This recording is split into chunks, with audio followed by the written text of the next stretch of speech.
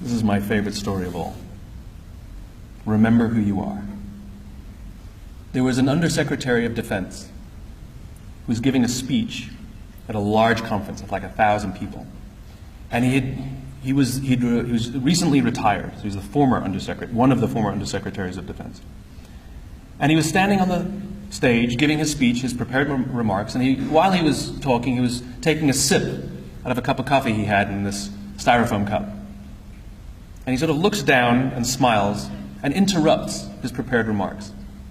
And he says, you know, last year I was the secretary, as the undersecretary, and I spoke at this exact same event in this exact same venue last year.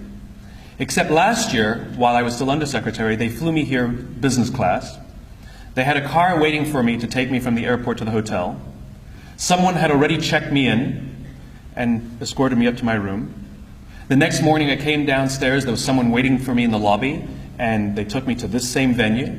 They took me in the back entrance, they took me into the green room, and they handed me a cup of coffee in a beautiful ceramic cup.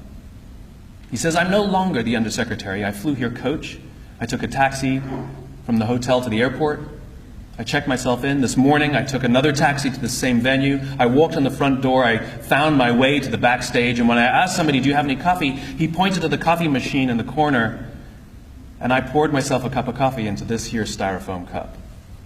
He says, the lesson is, the ceramic cup was never meant for me. It was meant for the position I hold. I deserve a styrofoam cup. We all deserve styrofoam cups. As you become more successful, as you do well in life, you will be afforded many advantages. People will call you sir and ma'am. They'll carry your luggage. They'll hold doors open for you. They will bring you a cup of tea without you even asking for it.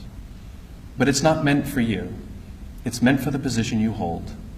And when you move on, they will give all those things to the person who replaces you. Never, ever forget that you only ever deserved a styrofoam cup.